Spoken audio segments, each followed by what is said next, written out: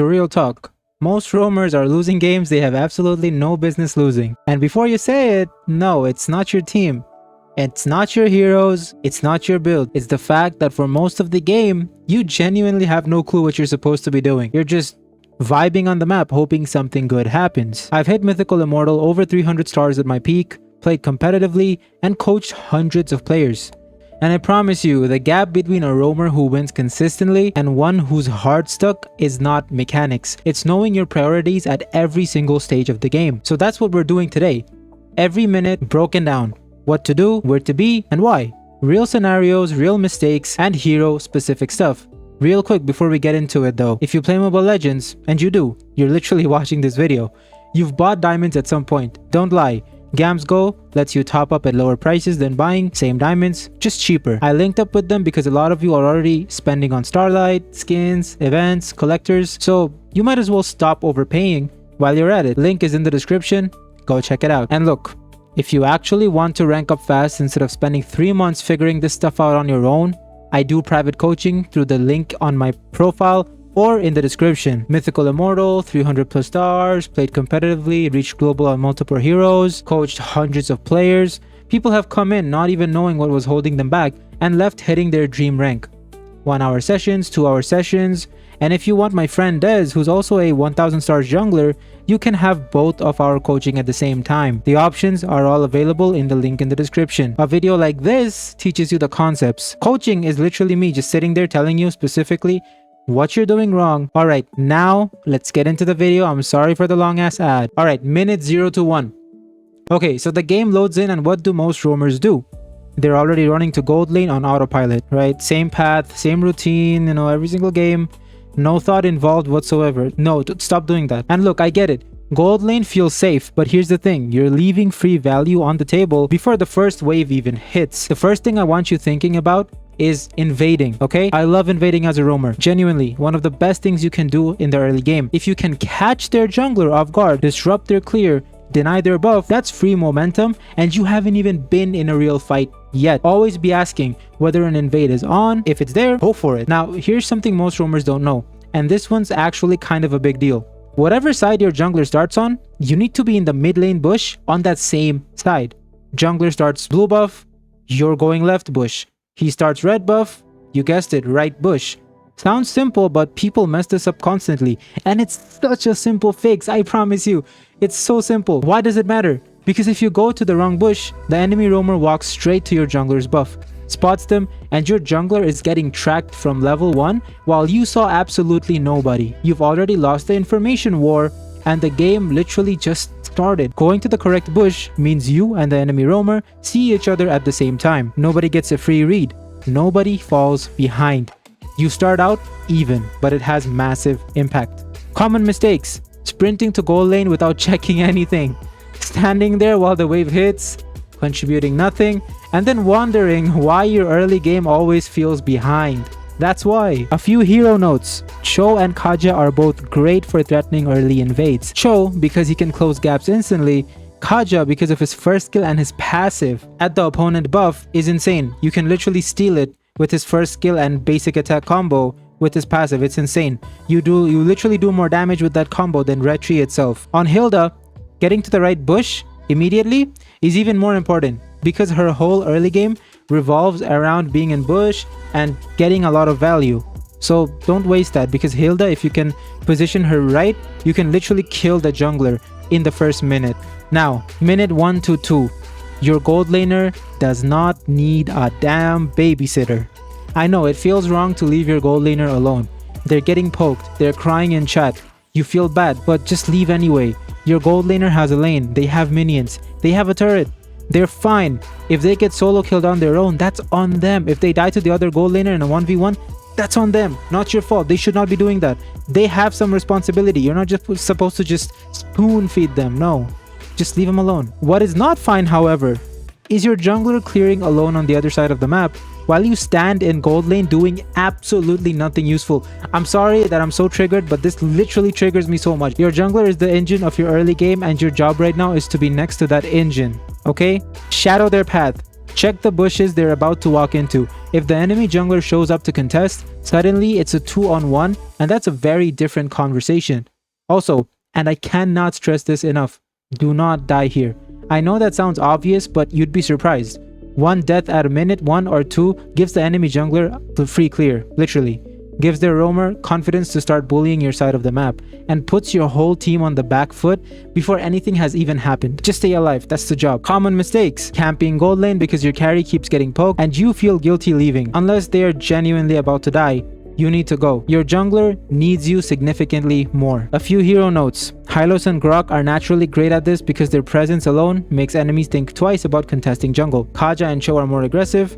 They can turn a simple escort into an immediate kill threat if the enemy jungler shows up without vision, which is a very fun way to start a game. Minute 2 to 4.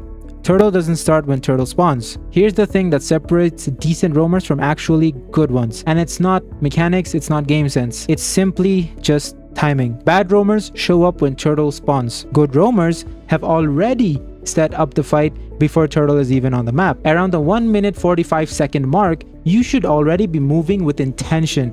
Which bushes near turtle need to be controlled? Are they visioned? Because if you have vision there, you have absolutely no idea if 5 people are already sitting in those bushes waiting for you to walk in. That's not a turtle fight. That's literally an ambush with extra steps. Enemy tracking matters here too. You should have a rough idea of where all 5 of them are. Is there a roamer missing from the map? Is the enemy jungler suspiciously quiet? If you don't know where someone is, assume they are already at turtle, because the cost of being wrong is catastrophic. And bush control. Your team needs at least 1 bush on each side locked down. If you hold those, the enemy has to come through open space where your team can see them. That's the difference between a fair fight and getting collapsed on from 3 angles simultaneously. Common mistakes: running to turtle the second it spawns with 0 setup and acting surprised when you get flanked. The fight was lost before it started because nobody thought about positioning. Another common mistake: popping your crowd control the moment the fight starts instead of waiting for the moment it actually changes the outcome. Kaja, yes, my Kaja players, don't burn your ult on a tank. My Chog players, don't kick someone away from the objective. Hold it. Wait for the moment. Wait to ult the damn junglers instead. Try to crowd control them or focus them because they're the ones who's gonna secure the turtle. A few hero notes. Hilda at turtle is genuinely scary. If she's been sitting in a bush stacking, 1 good target and the fight is basically over before the enemy team reacts. Grok walling off a flank route is one of the most slept on plays in the game. A well-placed wall at the right bush entrance, and suddenly the enemy's whole game plan falls apart. Love to see it. Minute 4 to 6. Pick a side and stop trying to help everyone. Okay, real talk. You cannot help everyone equally and win games. That's just not how this works.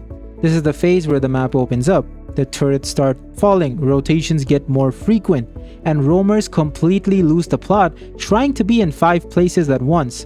Gold laners getting poked. Run there. Mid laner gets ganked. Rotate. Jungler needs help.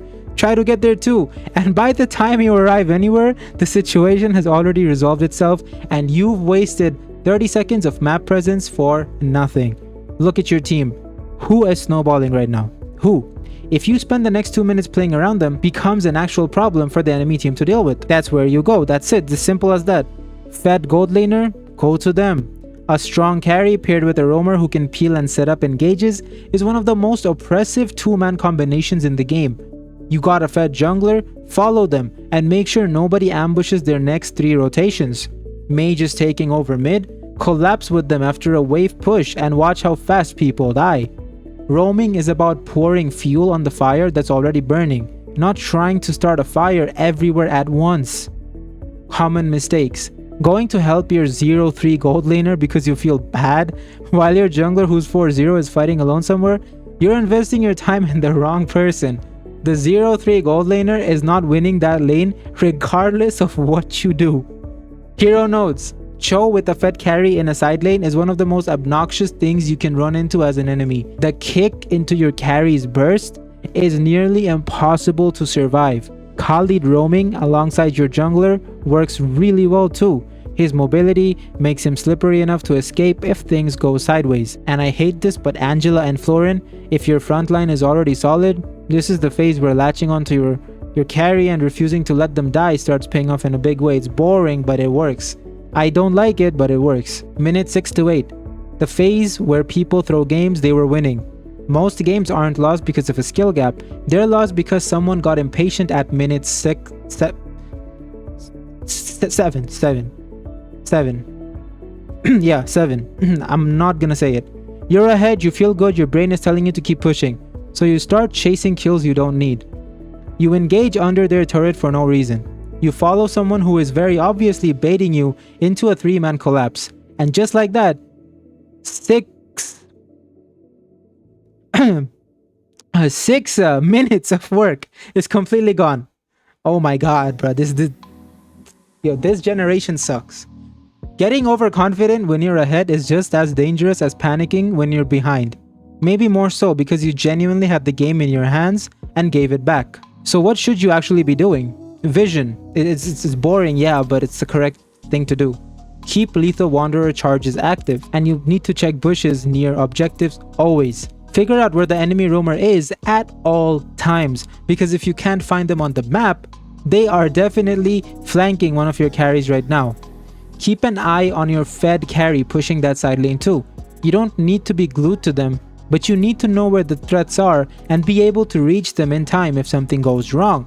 And when you do engage, make sure there's an actual reason. Numbers advantage, vision advantage, and obvious pick opportunity. Not just because someone walked a little too far and you felt like trying something. Common mistakes.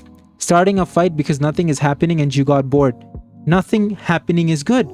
That means the enemy isn't gaining ground either. Sit in a bush, get vision, be patient. The opportunity will come, I promise you. Hero notes. Kaja players really need to hear this one. The ult is so tempting to use the second someone looks slightly out of position. But burning it on the wrong target and then having nothing for the actual team fight 20 seconds later is genuinely painful to watch. Marcel in this phase rewards patience.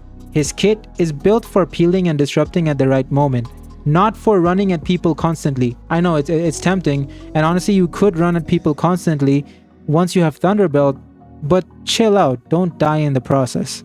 Okay, yes, get stacks, yes, go to them, but just don't die. Like, don't overextend. Make sure your teammates are nearby, so if you do get jumped, they can follow up. Minutes 8 to 10. Everything is Lord now. Stop getting distracted. From this point forward, every single decision you make needs to pass one test. Does this help us get Lord or does it get in the way? Random skirmish that doesn't eliminate a key threat? Skip it. Side lane pressure that forces the enemy to rotate away from Lord? That's worth it. Chasing a kill with Lord spawning in 40 seconds? Please don't, I'm begging you. People underestimate how much Lord can swing a game.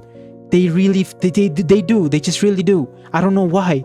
A clean Lord push can end things from almost any goal deficit. Teams use it to come back from behind. Teams use it to close out games they're already winning. The one thing both situations have in common is that the team with better information going into that fight is almost always the one that walks away with the objective. So your job specifically, get eyes on every bush around Lord before it spawns. If you can see how the enemy is approaching before they see you, you can either set up the engage or pull your team back if the numbers aren't right. That call, fight or don't fight, it's obvious with vision and basically impossible without it. Cooldown tracking 2. Their tank just used their ultimate 30 seconds ago? Go now. Your engage is on cooldown? Wait. One of their members is missing from the map and probably dead somewhere? Go immediately. Don't hesitate. Common mistakes. Starting Lord with full enemy cooldowns while you don't have yours. Doesn't matter if you have the numbers, if they have 5 ultimates ready and you have none, you are losing that fight. Another common mistake. Starting Lord without clearing vision first. I've seen this end so many games. Team starts Lord, enemy was sitting in a bush the whole time, 5 people die, game over. Check the bushes every single time. No exceptions, no shortcuts. Another important thing, people don't clear the opposite wave. Please, clear the opposite lane from the Lord. If you clear it, the opponents have to go back to clear and you have the numbers advantage in Lord. Simple as that, right? So always make sure before Lord, clear the opposite lane. Remember that. If you don't, make sure you to do it first, get someone to vision the Lord, do it, and then come back and do Lord because you will have a much bigger advantage. A few hero notes. Kaja at Lord is a cheat code. Dragging their carry into your team the second the fight starts is essentially a free win condition if your team is positioned correctly. Grok walling off the enemy's approach route while your team secures the objective is one of the cleanest plays in the game, and if you're on Kufra, and the enemy has a dive heavy composition, Lord fights are actually where he earns his spot. Crowd control, hitting multiple targets in a clustered fight, is exactly what he's built for. Same goes for Atlas. Now, we're gonna go into minute 10 plus, so anything beyond minute 10. And remember, late game is a completely different thing. Okay, so everything changes here, and if you don't adjust your mindset, you are going to throw a game you had completely under control. The margin for error is basically gone. Early game, you can survive a wasted engage, a random death. The game has time to recover. Late game? Oof. One death can flip it. One bad engage. One rotation to the wrong side of the map. I've watched replays of games that were completely locked in suddenly fall apart in 15 seconds because a roamer made one wrong positioning call at minute 11. So here's the shift. Stop trying to force things to happen. Start creating the conditions for the right thing to happen. In practice, that looks like this. You are providing vision constantly, not fighting, not roaming aggressively, just vision. You know where all 5 enemies are before your team makes any move. You know which one is the biggest threat, and you are making absolutely sure your carries are never caught near that person alone. When the moment to fight arrives, and you will know, because the opportunity becomes obvious when you've been building information correctly. You commit fully and you go first. Hesitating in a late game fight is just as bad as a bad engage. The window is small. You take it or you don't. One thing people completely forget about: base defense. If your team loses a fight, get back to base immediately. Stall, be annoying. A roamer holding a choke point can give the team just enough time to respawn and save the game. Don't underestimate it. Common mistakes: playing late game with the same energy as early game, running around aggressively, trying to make plays, forcing fights that don't need to happen. The job is different now. You're not here to make highlights, you're here to make sure the game ends correctly. Hero notes: Hylos and Grok are almost immovable late game. Their durability means they can stall a base defense for an embarrassingly long time if played right. Cho at full build is one of the scariest late game roamers in the game because he can be so tanky, he can have so much mobility and just kick one of your carries in the back line and just burst him immediately. And same goes for Kalea and Kaja, right? And stuff like this happens before the enemy team can even process, right? So it's really dangerous. And also, once again, I hate this, but Angela attached to your carry essentially makes them unkillable. I hate it, but it works. If your front line is already solid, that combo is genuinely broken to play against, unfortunately. Now, the one thing to remember: everything in this video, every phase, every tip, every hero note, it all comes back to one thing. Stop asking, what should I do? And start asking, what does my team need right now? Because the answer is different every single game. Sometimes it's vision, sometimes it's engage, sometimes it's just waiting. Doing nothing for 20 seconds because forcing something would cost you more than gaining nothing. The roamers who win consistently aren't the most mechanically gifted. They are the ones who read the situation the fastest and make the right call at the right moment. That's a skill. And it gets better every time you actively think about it instead of just reacting. If you made it this far, I genuinely, I appreciate you and I love you. And you know more about roaming than the vast majority of people you're going to queue against today. Take it one phase at a time. Don't try to fix everything in one game. That's literally gonna backfire. Just focus on the first minute this game, turtle prep in the next game, and build it up minute by minute, alright? Piece by piece, and you'll start noticing the difference faster than you think. Subscribe for more of these heroes. I break down roaming stuff regularly, and we're only getting deeper. If you want me to actually look at your gameplay and tell you exactly what's costing you games, coaching link is on my description of this video. Good luck in ranked. See you in the next one. Take care. Da chamada, chamada.